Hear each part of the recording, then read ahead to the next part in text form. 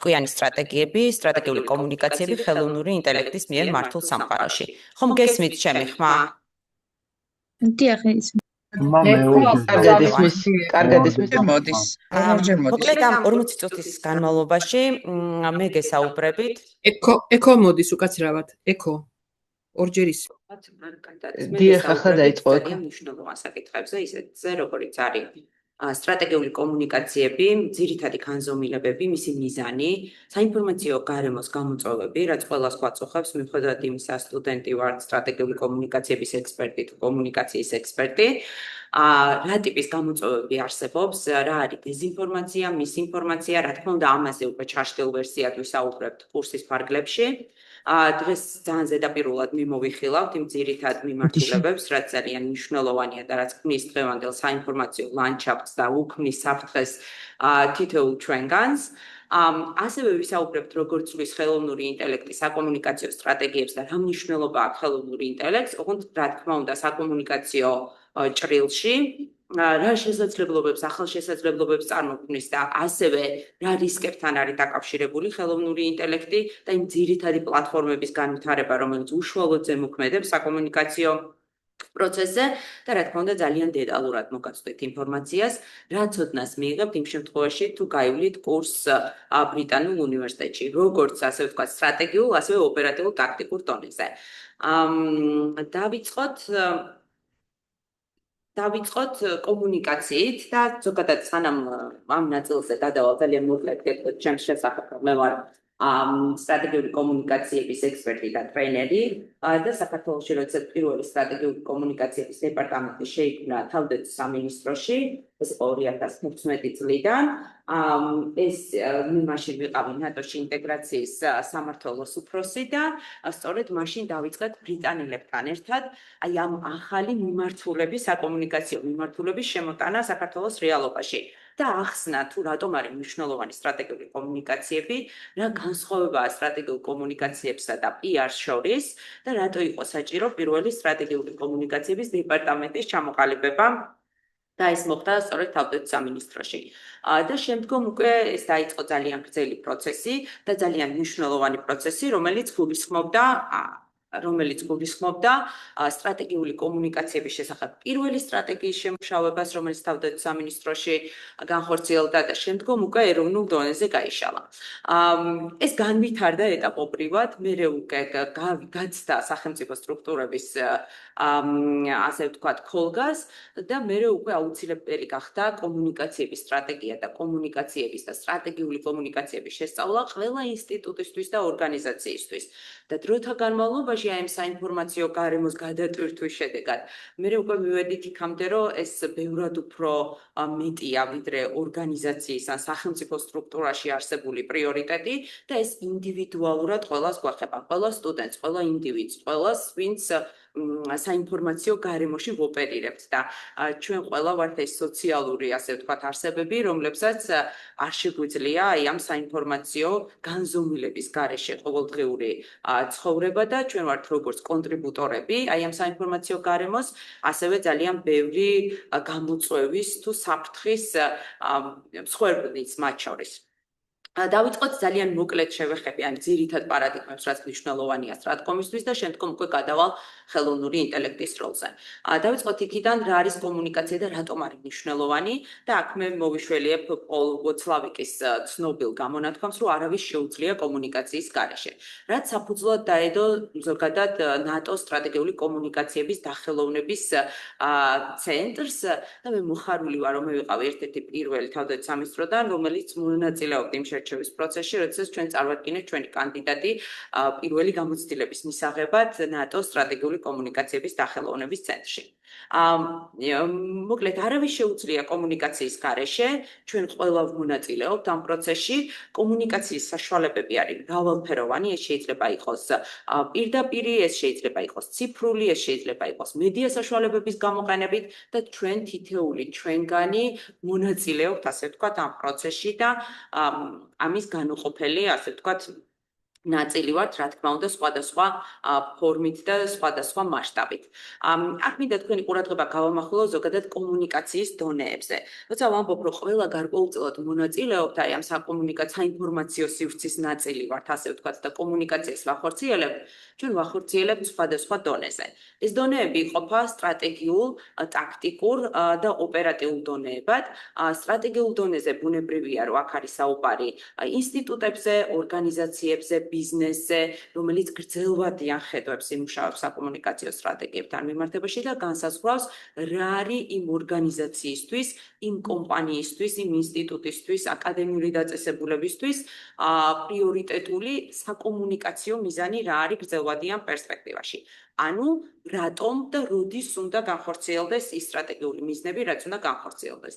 სხვაჯერს აქ პირადი გამოცდილებითაც გეტყვით, რომ ჩვენ ყველა ორგანიზაციას ან ინსტიტუტს აქვს თავისი სტრატეგია ან კონცეფცია ან ხედვა, რასაც დაარქმევს, მაგრამ სწორედ მაშინ 2016 წლიდან ჩვენ გაგვიზიარეს ჩვენმა პარტნიორებმა, რომ აი ამ სტრატეგიის გარდა ჩვენ ცალკე უნდა გქონდეს საკომუნიკაციო სტრატეგია, რომელიც გარკვეულწილად ეხმარება აი ამ მიზნების განხორციელებას. ტაქტიკურ დონეზე არის სად და რატომ, ეს არის საშუალოვადიანი გეგმები, mid-level მენეჯერების დონეზე, ყველა ორგანიზაციას და ინსტიტუტს ეხება, რა თქმა უნდა, და ტაქტიკურ დონეზე ყველა აი ამ საკომუნიკაციო სივრცის ნაწილია და ოპერატიულ დონეზე როგორ მოკლევადიანი გეგმები, რომელიც თითოეულ თანამშრომელს ეხება, რომელიც ორგანიზაციაში მუშაობს. თუმცა კიდევ ერთხელ შეიძლება ორგანიზაციის თანამშრომელი არ იყოს და აქტიურად იღებდეს მონაწილეობას, იყოს კონტრიბუტორი აი ამ საკომუნიკაციო პროცესის და საინფორმაციო გარემოსი. ზოგადად ამაზე აღარ გავჩერდები, რა მნიშვნელობა აქვს და რამდენი განმარტება არსებობს სტრატეგიული კომუნიკაციების, მაგრამ ეს ერთ-ერთი ვთვლი, რომ ყველაზე კარგად ასახავს სტრატკომს და სტრატკომის ზოგადად არსს. ეს არის სიტყვების, ქმედებების და სიმბოლოების არსებობა და არარსებობა და ასევე იმის ცოდნა, თუ რომელი მათგანი უნდა გამოვიყენოთ რომელ აუდიტორიასთან და როდის. ანუ სიტყვებიც არის თავისთავად კომუნიკაციის საშუალება, ქმედებაც კომუნიკაციის ერთ-ერთი ფორმაა, ისევე როგორც სიმბოლოები. სიმბოლოებით გამოხატული დამოკიდებულება ის იქნება სტრატეგიულ პოლიტიკურ დონეზე თუ ტაქტიკურ დონეზე ინდივიდუალურად. ნამდვილად ძალიან კარგად რჩება ადამიანის ცნობიერებაში და ძალიან ბევრი ინფორმაციის მატარებელია.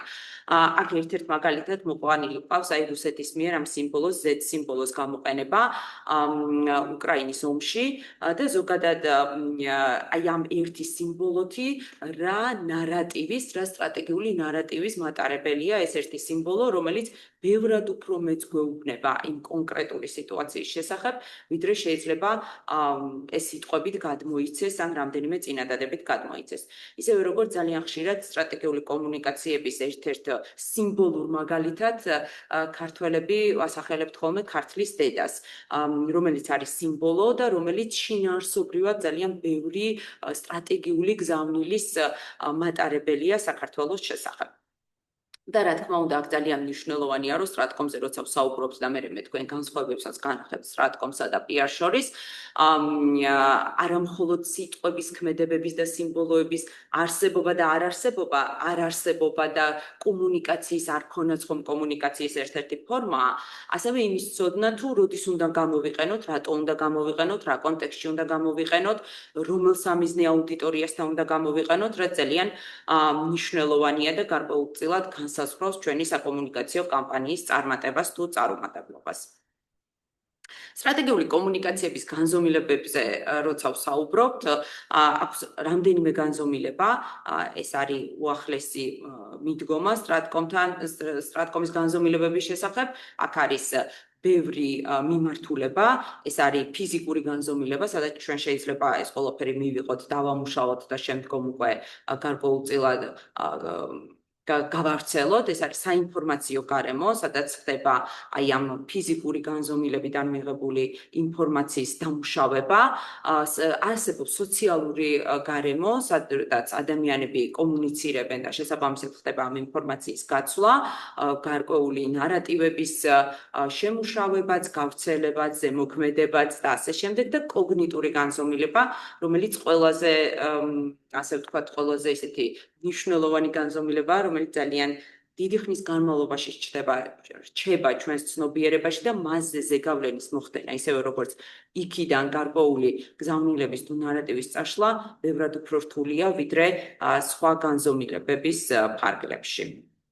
ერთი ძალიან მნიშვნელოვანი გზავნილი, რაც სტრატკომზე ზოგადად თუ აი რამდენიმე მნიშვნელოვანი გზავნილი შეიძლება გქონდეს და რითაც სტრატეგიული კომუნიკაციების მნიშვნელობა ძალიან ნათლად წარმოჩინდება და ის აი ამით განსხვავდება PR-ისგან, არის ის, რომ სისტემური და კოორდინირებული ღონისძიებების გამოყენებით მისი მიზანი არის აუდიტორიის არა მხოლოდ დამოკიდებულების ცვლილება, ან მხოლოდ ინფორმაციის გაზიარება, არამედ ქცევაზე ზეგავლენის მოხდენა. და ეს ქცევაზე ზეგავლენის მოხდენა, რა თქმა უნდა, დაკავშირებულია ძალიან ბევრ პროცესთან და შესაბამისად, ამიტომაც არის სტრატეგიული კომუნიკაციების ფარგლებში, როცა ვსაუბრობთ კომუნიკაცია სტრატეგიული.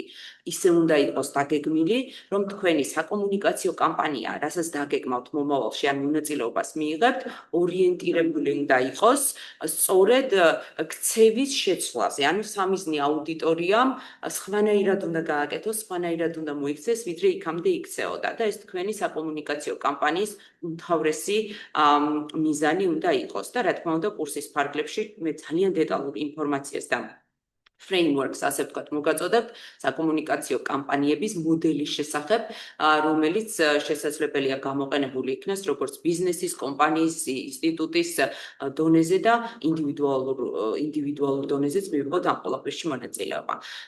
მოქმედების ან ქცევაზე ზეგავლენის მოხდენა და იმ სასურველი, ასე ვთქვათ, მოქმედების მიღება, რაც ჩვენ გვინდა, არის რთული პროცესი, გარკვეულ ეტაპებს მოიცავს.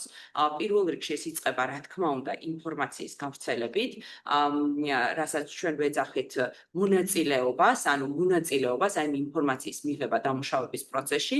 შემდგომი ეტაპი ეს არის შემეცნება, დამუშავება იმ ინფორმაციის და გაგება, რისი თქმაც უნდა ამ შემთხვევაში ადრესატს, რეაქცია და მერე მოქმედება. ძალიან ხშირად აქ ძალიან საინტერესო კვლევები არსებობს სტრატეგიული კომუნიკაციების მიმართულებით, რომ სამიზნე აუდიტორიამ შეიძლება გამოკითხვის შედეგად გითხრას, რომ დამოკიდებულება შეიცვალა გარკვეული საკითხის მიმართ, მაგალითად საკომუნიკაციო კამპანია თუ ეხება თამბაქოს მაგალითად დამოკიდებულების შემცირებას, შეიძლება სამიზნე აუდიტორიამ გითხრას, რომ მათ დამოკიდებულება შეიცვალეს, მაგრამ სინამდვილეში, როდესაც უშუალოდ ქმედებას ეხება, ეს არ გადაითარგმნოს კონკრეტულ ქმედებაში. ასე რომ დამოკიდებულების შეცვლა წინაპირობაა ქმედების შეცვლის, მაგრამ აპრიორი არ განაპირობებს ქმედების შეცვლას. და ესეც ძალიან საინტერესოა, როგორ მივდივართ აქამდე, რაც თავისთავად კიდევ უფრო მეტად ზრდის სტრატეგიული კომუნიკაციების მიზნებს და ართულებს სასურველი შედეგის მიღებას. ამაზე აღარ გავჩერდები, იმიტომ რომ ძალიან მოკლედ გეტყვით, რომ ეს არის რეალურად დარწმუნების ხელოვნება. სტრატეგიული კომუნიკაცია იყენებს მხოლოდ კომუნიკაციის საშუალებებს და ეს დარწმუნების ხელოვნებაც აი ისტორიულად მოდის აი ამ სამი ელემენტისგან, ხო, რაც შესწავლილია სოციოლოგების, ფსიქოლოგების მიერაც, რა მოქმედებს სამიზნე აუდიტორიაზე ყველაზე მეტად, რომ ჩვენ სასურველ შედეგს მივაღწიოთ და ქმედება შევცვალოთ. ყველა იმ წინაპირობის და ეტაპის გავლით, რაზეც აქამდე ვისაუბრეთ, რომ ჩვენი არგუმენტები, რასაც გავაკეთებთ, ჩვენი საკომუნიკაციო სტრატეგია, ჩვენი გზავნილები, ჩვენი ნარატივი უნდა აუცილებლად იყოს არგუმენტირებული, ლოგიკური, რაციონალური უნდა არსებობდეს მასში. მეორე ეტაპი არის ასევე არანაკლებ მნიშვნელოვანი ემოციური კავშირის დამყარება, იმიტომ რომ ემოციას ძალიან დიდი მნიშვნელობა აქვს სამიზნე აუდიტორიებთან კომუნიკაციის პროცესში და ჩვენ კურსის ფარგლებში ასევე ვისაუბრებთ სპიკერების როლზე და ამაზე ძალიან ბევრი სახელმძღვანელოც არსებობს. რატომ არის მნიშვნელოვანი სპიკერი, როგორ უნდა დავატრენინგოთ სპიკერი და ეს ემოციური ბმა როგორ უნდა დაამყაროს მან კონკრეტულ სამიზნე აუდიტორიასთან. და თუ კრიზისული სიტუაციაა, ამ შემთხვევაში ბევრად უფრო მაღალი მოთხოვნები უნდა გქონდეს ამ მიმართულებით და ბევრად უფრო ეფექტიანი უნდა იყოს წარმატება, კომუნიკაცია უკაცრავად, ვიდრე სხვა შემთხვევაში იქნებოდა. და ეთოსი ეს ნდობა, დამაჯერებლობა და მორალური ასპექტი. ზოგადად სტრატეგიული კომუნიკაციები ღირებულებითი კომპონენტიდან იღებს საწყის და ესეც ძალიან საინტერესო ფენომენია. ძალიან მოკლედ მინდა გაგიზიაროთ, რა განსხვავებაა ესე ამ ჩარტის მეშვეობით სტრატეგიულ კომუნიკაციას კომუნიკაციასა და ჩვეულებრივ კომუნიკაციას შორის. აი ნებისმიერი სტრატკომის მიმართულებით, კურს გაივლით, ტრენინგს გაივლით თუ რაღაც აკადემიური კუთხით შეისწავლით, ყველა ასე ვთქვათ, შერჩევის საბჭოზე ისმება ეს შეკითხვა, რა განსხვავება სტრატეგიულ და არასტრატეგიულ კომუნიკაციას შორის, ხო? და ჩვეულებრივ კომუნიკაციას შორის, იმიტომ რომ კომუნიკაცია არ წარმოადგენს ნამდვილად სიახლეს და სტრატეგიული კომუნიკაცია როგორც ახალ მიმართულებაზე ვსაუბრობთ, ხო? რომელიც ნატოსთვისაც სიახლეს წარმოადგენს, როდესაც მათ პირველად შექმნეს სტრატეგიული კომუნიკაციების დახელოვნების ცენტრი. რა განსხვავებაა სტრატეგიულ და არასტრატეგიულ, ანუ ჩვეულებრივ კომუნიკაციას შორის? მასშტაბი, პირველი შემთხვევაში ეს არის დიდი და მრავალფეროვანი აუდიტორია და კომუნიკაციის ზოგადად კომუნიკაციის აუდიტორია ამ შემთხვევაში შეიძლება იყოს ძალიან კონკრეტული.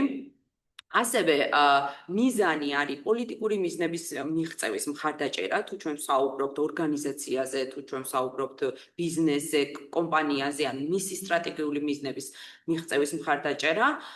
ჩვეულებრივი კომუნიკაციის შემთხვევაში ეს შეიძლება იყოს უბრალოდ კონკრეტული მესიჯის გადაცემა, კონკრეტული აუდიტორიისთვის კონკრეტულ დროს და იმის იქით აღარ წავიდეს ეს პროცესი და მიზანი არ იყოს მისი ქმედების დამოკიდებულების და შემდგომ ქმედების შეცვლა.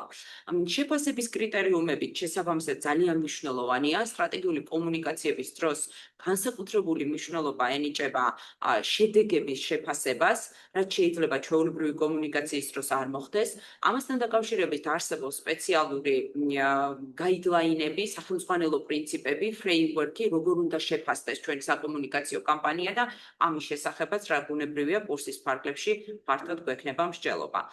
საკომუნიკაციო საშუალებები მიმართულებით სტრატეგიული კომუნიკაციები არის მიმღებზე ორიენტირებული და ჩვეულებრივი კომუნიკაციის შემთხვევაში ეს არის გამგზავნზე ორიენტირებული კომუნიკაცია. მე მინდა მივაწოდო ინფორმაცია ამ კონკრეტულ აუდიტორიას და იმის იქით შეიძლება მას გაგრძელება აღარ ჰქონდეს. პერიოდი შესაბამისად სტრატეგიული კომუნიკაციების შემთხვევაში გვაქვს განგრძობითი და ჩვეულებრივი კომუნიკაციის შემთხვევაში კონკრეტულ პერიოდზე მორგებული. რა თქმა უნდა, რეპუტაციის შექმნა ნებისმიერი ორგანიზაციისთვის თუ ინსტიტუტისთვის თუ ბიზნესისთვის არის ძალიან მნიშვნელოვანი და აქ უორენ ბაფეტის ცნობილ გამოთქმა უნდა მოვიყვანო, რომელიც გულისხმობს, რომ რეპუტაციის ასაშენებლად 20 წელია საჭირო, ხოლო მის გასანადგურებლად მხოლოდ 5 წუთი. და ეს განადგურება თუ დადგება განსაკუთრებით კრიზისულ სიტუაციაში.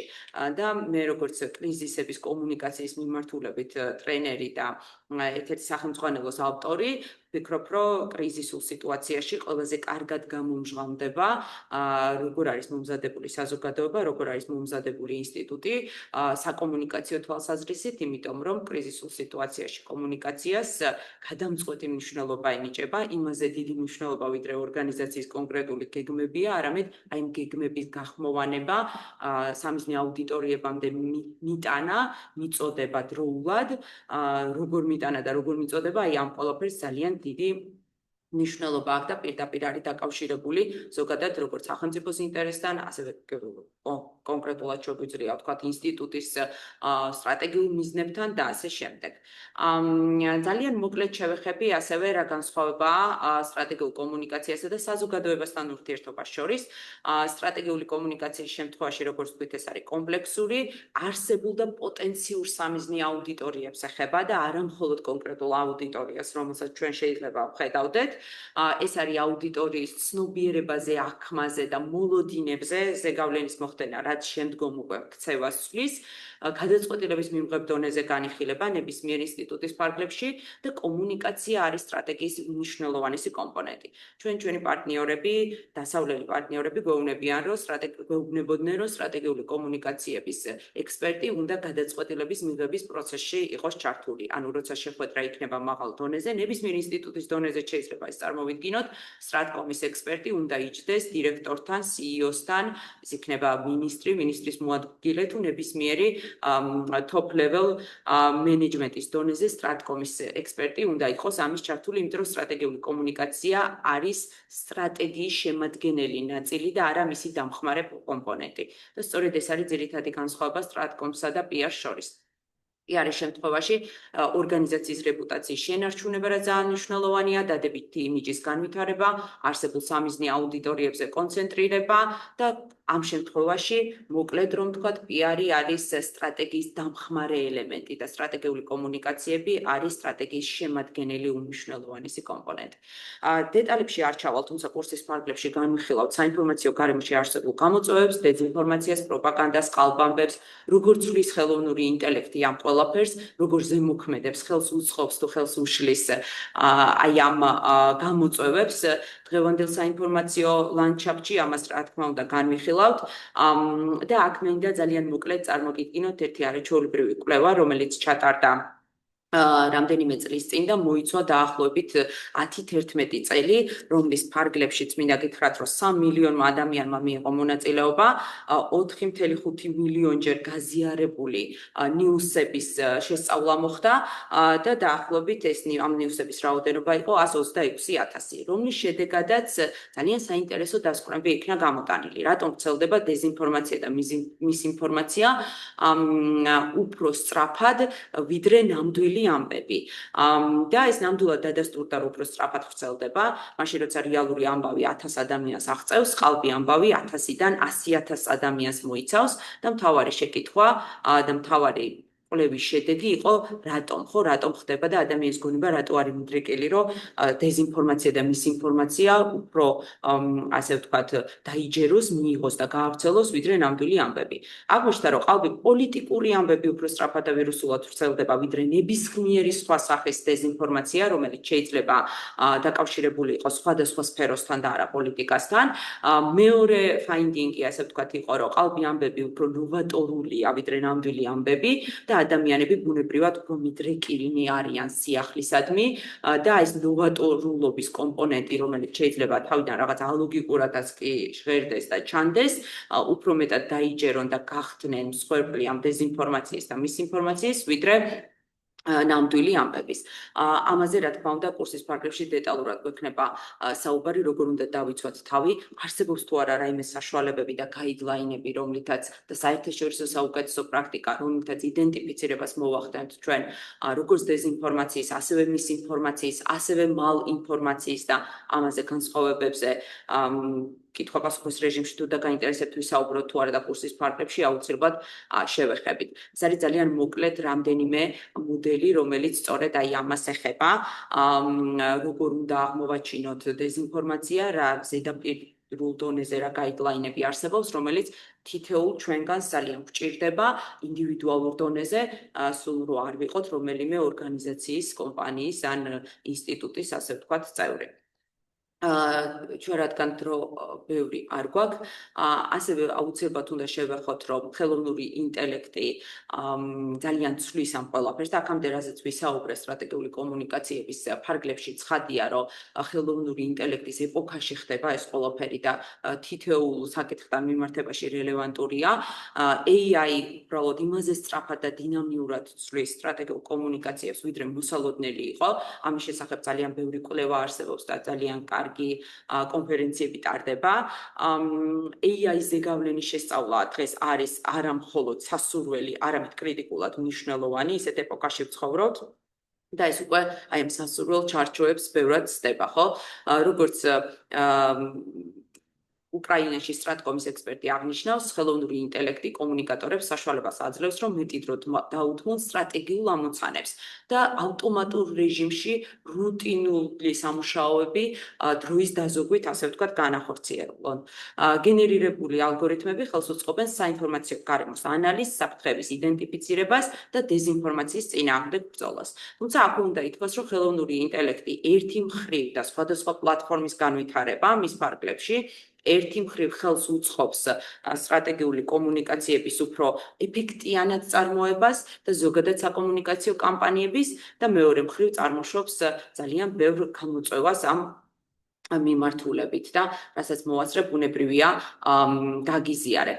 ძირითადი შეკითხვებით ესეთი ყველაზე ესეთი ხშირად დასმული შეკითხვები, მათ შორის ესეთ კონფერენციებზე, როგორც არის ნატოს სტრატეგიული დახელოვნების ცენტრის მიერ ორგანიზებული სტრატკომის კონფერენცია, ეს 2025 წლის მაგალითად, სწორედ აი ამ საკითხებს ეხება, რომელიც უბრალოდ კითხვებს დავსვამ აქ და მე შეგვიძლია ამაზე ვიმსჯელოთ.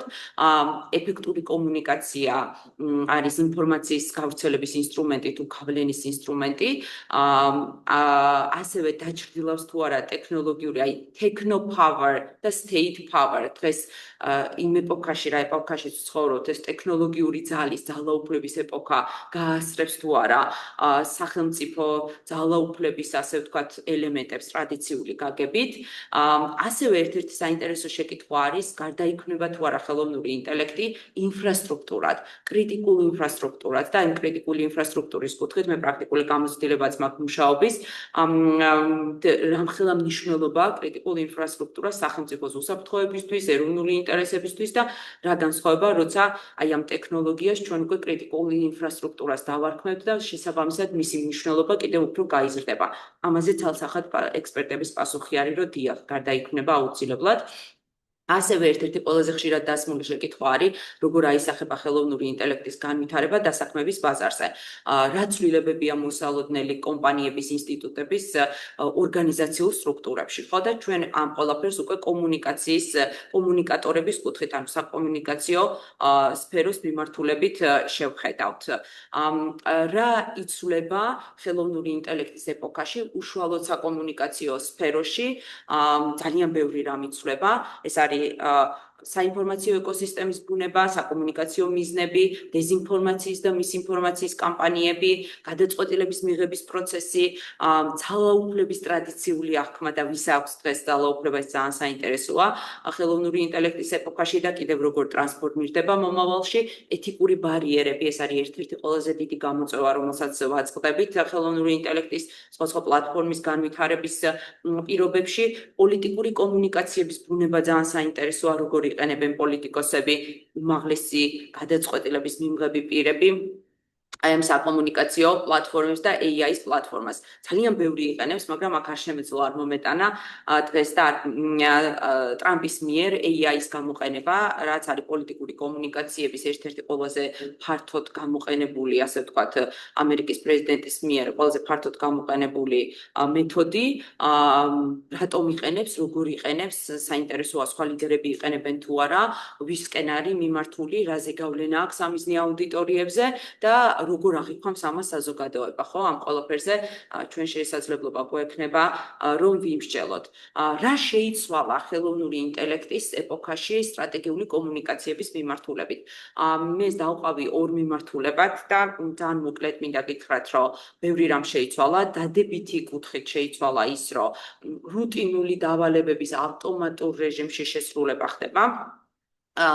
კომუნიკაციების სპეციალისტების დროის დაზოგვის კუთხით AI-ის პლატფორმები არ იღლება, მას არ აქვს გარკვეული ემოცია, მას არ აქვს ლიმიტირებული დრო, რუტინულად შეასრულებს დავალებებს იმაზე ეფექტიანად და იმაზე სწრაფად და იმაზე, ასე ვთქვათ, მობილურად, ვიდრე ადამიანი შეძლებს ამ ყველაფერს და შესაბამისად ამას როგორ ვიყენებთ კომუნიკაციების სპეციალისტების დროის დაზოგვისთვის.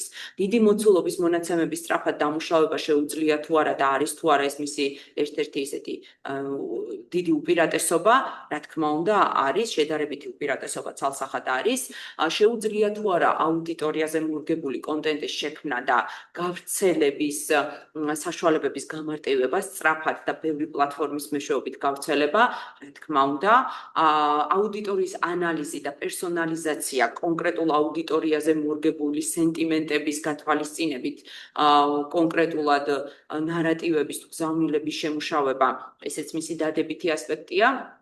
და ეს არის ალგორითმების გამოყენებით ქმედებების და პრეფერენციების ცალსახად ანალიზი. ასევე რომ ვთქვათ, რა დადებითი მხარე აქვს კომუნიკაციის მიმართულებით, ჩვენ შეგვიძლია თავისუფლად ვთქვათ, რომ კრიზისების მართვაში მას აქვს ძალიან დიდი მნიშვნელობა, მონიტორინგის და ადრეული შეტყობინების სისტემის დანერგვა როცა ხდება, მას განსაკუთრებით კრიზისულ სიტუაციაში AI-ის პლატფორმები შეიძლება ძალიან კარგად იყოს გამოყენებული. პროგნოზირებადი ანალიტიკა, სამომავლო ტენდენციების და ქცევების პროგნოზირება ისტორიულ მონაცემებსა და ტენდენციებზე დაყრდნობით, უკავშირი სამომავლო რეკომენდაციების გაწერაც ძალიან მნიშვნელოვანია ამ ასპექტში, ასევე და ეს ყველაფერი რა თქმა უნდა ქმნის იმის პლატფორმას, რომ ჩვენ შეგვიძლია AI ეფექტიანად, დროულად გამოვიყენოთ ჩვენ საკომუნიკაციო პოლიტიკის, ანუ სტრატეგიის შემუშავება იქნება თუ საკომუნიკაციო კამპანიის შემუშავება კონკრეტულ მოვლენაზე მორგებულად, გამოვიყენოთ და შესაბამისად ამით უფრო გავიმარტივოთ ჩვენი კონკრეტული დავალებების შესრულება. ბევრი რამ იცვლება ხელოვნური ინტელექტის ეპოქაში კომუნიკაციების მიმართულებით და ეს რა თქმა უნდა რისკებთან და საფრთხეებთან არის დაკავშირებული, რაზეც დღეს ხელოვნური ინტელექტის, ასე ვთქვათ, დამფუძნებელი მამები იქნებიან თუ ერთ-ერთი ყველაზე ისეთი ბრწყინვალე წარმომადგენლები ძალიან აქტიურად განიხილავენ ყოველდღიურ რეჟიმში მსჯელობენ ამ საკითხზე და სხვადასხვა პლატფორმის გამოყენებით. ბევრია ძალიან სერიოზული გამოწვევა შეიძლება შექმნას მისი არასწორად გამოყენების შემთხვევაში, აქ რამდენიმე ძირითადი მაქვს მოტანილი, ეს არის ინფორმაციის სიზუსტე და ძალიან მნიშვნელოვანია მისი გადამოწმება, როდესაც უკვე რაღაცა ამ ინფორმაციის დამუშავებული ინფორმაციის გამოყენებაზე გადავალთ, კონფიდენციალურობა ძალიან მნიშვნელოვანი საკითხია, მიკერძოება, რამდენად გამჭვირვალეა ეს პროცესი და მარეგულირებელი ჩარჩოების გამოყენება და ჩვენ კურსის ფარგლებში ვიმსჯელებთ ნატოს, ევროკავშირის რა მარეგულირებელი ჩარჩოები აქვს ხელოვნური ინტელექტის კუთხით, მათ შორის აი საკომუნიკაციო სფეროში და რამდენად ეფექტიანია, ან კიდევ რა არის ამ მიმართულებით გასაკეთებელი. ეს არის ევროკავშირის მიერ იდენტიფიცირებული რისკები ხელოვნური ინტელექტის სტრატეგიასთან მიმართებაში, რა გამოწვევები შეიძლება არსებობდეს და ამაზე ახლა დრო ახარ გვაქვს, რომ დეტალებში გავიაროთ. ხელოვნური ინტელექტის გამოყენება დღეს როგორც ვთქვით, არ არის ხელოვნური ინტელექტის ეპოქაში, როცა ვცხოვრობთ, მასზე გავლენა აქვს ჩვენზე და შესაბამისად ჩვენც უნდა ის აი ჩვენი დადებითი ჩვენი სტრატეგიული მიზნებისთვის გამოვიყენოთ, ხო, მაქსიმალურად ეფექტიანად. მონაცემების მიხედვით McKinsey-ს ეს Global Survey, რაც არის იმის მიხედვით, შეგვიძლია ვთქვათ, რომ 2023 წლიდან 2024 წლამდე ბიზნესში AI-ის გამოყენების მაჩვენებელი გაორმაგდა. 2024 წლის განმავლობაში აშშ-ის მოსახლეობის 40%-მა გამოიყენა და 2025 წელს ბუნებრივია ეს ტენდენცია არის მზარდი და არაკლებადი. ყოველდღიურად ხდება სამსახურში გამოყენება ინსტიტუტებში, ორგანიზაციებში და ეს ციფრი 2025 წელს კიდევ უფრო გაზრდილია. სამომავლო პერსპექტივებთან მიმართებაში ორ ძალიან მნიშვნელოვან საკითხზე უნდა გავამახვილოთ თქვენი ყურადღება, რომელიც ფართოდ იყო განხილული ახლა ნატოს სტრატეგიული კომუნიკაციების კონფერენცია, რაც ჩატარდა, სწორედ იქ იყო, აი რამდენიმე კვირის წინ იყო მსჯელობა AI-ის მომავალზე და ერთ-ერთი ყველაზე მნიშვნელოვანი საკითხი, რომელიც ზოგადად მის სამომავლო პერსპექტივებთან არის დაკავშირებული, ეს არის მისი ცნობიერების საკითხი, ხო? ანუ და ეს მუსტაფა სულეიმანი, რომელიც არის Microsoft-ის AI-ის აღმასრულებელი დირექტორი, ამბობს, რომ ჩვენი თაობის ყველაზე მნიშვნელოვანი დებატები ფოკუსირებული იქნება ხელოვნური ინტელექტის ცნობიერების განხილვაზე. ანუ ეს consciousness რაც არის, რამდენად იქნება, არის შესაძლებელი რომ კონდეს და თუ ექნება, მერე უკვე ადამიანი როგორ გაუწევს მას კონკურენციას და რა შეიძლება იგულისხმებოდეს ამ ცნობიერებაში. ისევე როგორც ფართოდ განიხილება ეს მეორე სიტყვა ხელოვნური ინტელექტი, რაც არის ინტელექტი და რას ნიშნავს ინტელექტი და რა საფრთხე და გამოწვევა რომელიც არის ხელოვნური ინტელექტის ერთ-ერთი ისეთი ძალიან ცნობილი და წარმატებული მიკროფონიდან აღარ ისმის. და ამ პლატფორმის გაკეთეს, რომ სამომავლო ტენდენცია მაშინ ეს აღარ ისმის ხმა კარგად. ვიდეო და მიკროფონი გაითიშა თქვენს კომპიუტერში. ხმის ხარვეზია. ინტერნეტი იმ საკითხს არსებობს. ხდება და ხელოვნური ინტელექტის აგენტები, ასე ვთქვათ, ჩაანაცვლებენ ამ ყველაფერს და ბუნებრივია ეს კომუნიკაციასთან პირდაპირ კავშირშია და ეს არის ორი ძირითადი საკითხი, რომელიც უკაცრავად ეს კურსი უფასოა? აქტიურად განიხილება საერთაშორისო მასშტაბით. და ბოლოს მე მინდა გითხრათ და გაგიზიაროთ კურსის ფარგლებში რა გეცოდინებათ თქვენ კურსის გავლის შემდგომ და რაზე გავაკეთებთ აქცენტს. როგორც სტრატეგიულ დონეზე უკვე შემდგომ სლაიდებზე ძალიან კონკრეტული მაგალითების მოყვანით. საინფორმაციო გარემოს ანალიზი, როგორი საინფორმაციო ლანდშაფტი არსებობს, ხელოვნურ ინტელექტს რაზე გავლენა აქვს და არა მხოლოდ ხელოვნურ ინტელექტს, ზოგადად რა გამოწვევები არსებობს. და როგორ უნდა გავაკეთოთ იქ ეფექტიანად, დროულად და წარმატებით მანევრირება. ვინ? აბსოლუტურად ყველა. არ აქვს მნიშვნელობა კომპანიის კომუნიკატორები ვართ, სტრატეგიული კომუნიკაციების ექსპერტი თუ უბრალოდ ადამიანი, რომელიც ყოველდღიურ რეჟიმში სხვანაირად ვერც იარსებობს, რო არ გამოიყენოს ეს პლატფორმები, რომ კარგი ანალიზი გააკეთოს იმ საინფორმაციო გარემოს, რომელიც ჩვენს გარშემო და მსოფლიო მასშტაბით არსებობს. სამიზნე აუდიტორიების სეგმენტაცია. ვის ველაპარაკებით, რატომ ველაპარაკებით, როგორ შეიძლება მათი დაყოფა, ძალიან მნიშვნელოვანია, ყველა ორგანიზაციას, ყველა ბიზნესს ჭირდება, კომპანიას ჭირდება, ინსტიტუტს ჭირდება და ნებისმიერ ინდივიდსაც ჭირდება, როდესაც ვიღაცას მიმართავს ეს სამიზნე აუდიტორია, ვინ არის, რა სენტიმენტები გაქვთ, როგორ შეიძლება დავყოთ და ასე შემდეგ. ნარატივების და გზავნილების შემუშავება, ამაზე კონკრეტული გაიდლაინები არსებობს, როგორ უნდა შევიმუშაოთ ნარატივი და როგორი უნდა იყოს გზავნილი. დეზინფორმაციის და მისინფორმაციის ამოცნობა. დეზინფორმაცია ხო მისინფორმაცია დეზინფორმაციისგან იმით განსხვავდება, რომ გაუცნობიერებლად ხდება ცრუ და შეცდომაში შემყვანი ინფორმაციის გაზიარება. ყოველგვარი ცუდი განზრახვის გარეშე, манипуляция ამ შემთხვევაში მიესადაგება დეზინფორმაციას და არა მისინფორმაციას, ხო? იმიტომ რომ არაცნობიერად, იმიტომ რომ არ გვაქვს შესაბამისი ინფორმაცია და ცოდნა, შეიძლება გავხდეთ სწორედ აი ამის მსხვერპლი. როგორ უნდა ამოვიცნოთ არის თუ არა შესაძლებელი რომ ამოვიცნოთ, რა გაიდლაინები არსებობს, რა ფორმატები არსებობს, ინსტრუქციები არსებობს ამ მიმართულებით და თუ ორგანიზაციის ან ინსტიტუტის წარმომადგენელი ვართ, შესაბამისად აი ამის წინააღმდეგ როგორ უნდა ვიბრძოლოთ, რა მეთოდებით უნდა ვიბრძოლოთ, დებანკინგი რა არის, ინოკულაცია რა არის და ასე შემდეგ, ხო? ასევე ძალიან მნიშვნელოვანია ხელოვნური ინტელექტის ეპოქაში განსაკუთრებით კარგად მოვემზადოთ კრიზისისთვის, რომელიც ჩვენი ცხოვრების განუყოფელი ნაწილია. და კომუნიკაცია გვჭირდება კრიზისამდე, კრიზისის დროს და კრიზისის შემდგომ. არსებობს თუ არა სპეციალურად გაწერილი სახელმძღვანელოებში ასახული, საკომუნიკაციო სახელმძღვანელოებში ასახული, ასე ვთქვათ, ღონისძიებების ნაკრები, რა უნდა გაკეთდეს ესეთ დროს, არსებობს და ჩვენ მოხარული ვიქნებით თუ ბრიტანული უნივერსიტეტის ფარგლებში ამას გაგიზიარებ. როგორ უნდა დავგეგმოთ საკომუნიკაციო კამპანია და საკომუნიკაციო სტრატეგია.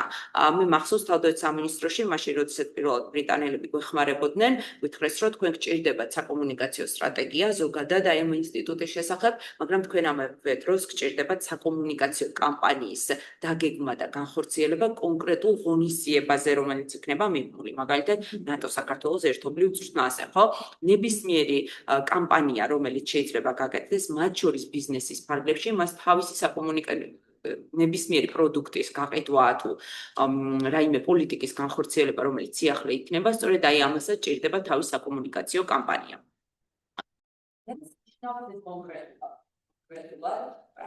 ეს კურსი სრულიად უფასო რა? მომძონო გაკვეთილი. ორგანიზაციის საკომუნიკაციო სტრატეგია გურგ შეიმუშაოს. დეზინფორმაცია, მისინფორმაცია ზეგარდების სტრატეგიის საუბარი. მაინც შევდაიკარგა. კონი ხარის მის. გაბატონჩინა. უკაცრავად მიკროფონი და ეკრანი ისევ გაითიშა, ვიდეო კამერა და მიკროფონი. დიახ. დაბრუნდით ხო?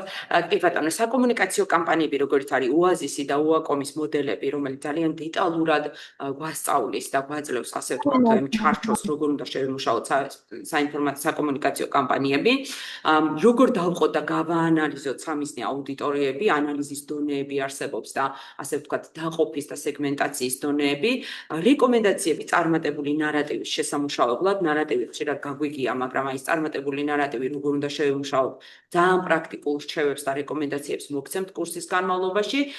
ნარატივის ტექნიკა, როგორ უნდა ვუპასუხოთ, ან საერთოდ უნდა ვუპასუხოთ თუ არა და რა შემთხვევაში უნდა ვუპასუხოთ დეზინფორმაციას. დებანკინგი რა არის, როგორი უნდა იყოს გზავნილი, შეფასების სტრატეგია სიფტის მოდელი, შეარის მოდელი, კრიზისზე რეაგირების პოლიტიკა და გუნდის წევრები, ოღონდ საკომუნიკაციო იგულისხმება ბუნებრივია, სპიკერები, გჭირდება თუ არა სპიკერები ორგანიზაციის და ინსტიტუტის ფარგლებში, თუ გჭირდება, როგორ უნდა დავატრენინგოს და ამასთან დაკავშირებით სპეციალური სახელმძღვანელოებიც კი არსებობს, რომელიც ძალიან კონკრეტულ რჩევებს და რეკომენდაციებს აძლევს სპიკერებს და მოხარული ვიქნებით თუ გაგიზიარებ. შედეგების გაზომვა, შეფასება და აურას მოდელი არის ძალიან მნიშვნელოვანი, ადრეული გაფრთხილების სისტემის ჩარჩო, სიტუაციის ღირსეული შესწავლის მოდელი, სინთეტიკური მედია მანიპულაციების წინააღმდეგ ბრძოლასთან დაკავშირებული რეკომენდაციები და ასე შემდეგ. ანუ კურსის ფარგლებში ჩვენ არამხოლოდ თეორიულად ვისაუბრებთ ამ მიმართულებაზე და ძირითად ასპექტებზე სტრატეგიული კომუნიკაციების ხელოვნური ინტელექტის ეპოქაში, არამედ ძალიან კონკრეტულ პრაქტიკულ რჩევებს, ასე ვთქვათ, გაიდლაინებს, ფორმატებს გაგიზიარებთ, რაც ამომავლოდ აუცილებლად გამოგადგებათ თქვენი სამუშაოების შესრულების დროს. ეს არის ძალიან ხშირად მეკითხებიან ხოლმე ქართულ ენაზე არსებობს თუ არა სტრატეგიული კომუნიკაციების მიმართულებით რაიმე მასალები, აი მოხარული ვარო ამ დოკუმენტების ავტორი ვიყო, სტრატეგიული კომუნიკაციების სახელმძღვანელო ქართულად არსებობს, კრიზისების კომუნიკაციის ისევ გაეთიშა ხმა. თქვენი ხმა გაითიშა. ასევე ინგლისური ვერსია, ეს რეზისტი ამ შემთხვევაში უბრალოდ ნათარგმნია, ედიტორი ვარ ამ დოკუმენტის რეზისტორი, რომელიც არის ბრიტანული ვარ გავითიშე, რომელიც არის ეს რეზისტორი დეზინფორმაციის წინააღმდეგ ბრძოლის ყველაზე ეფექტიანი, ასე ვთქვათ, სახელმძღვანელო დოკუმენტი, რომელიც ისეთი მნიშვნელოვანია, რომ ჩავთვალეთ, რომ კარგი იქნებოდა, რომ ქართველი საზოგადოებისთვის გვეთარგმნა და ქართულად ესეც არის ნათარგმნი. იმედია ძალიან დროს არ გადავაჭარბი, აქ გავჩერდები. მადლობა ყურადღებისთვის და მოხარული ვიქნები, რომ თქვენ შეკითხვებს ვპასუხავ. მადლობა.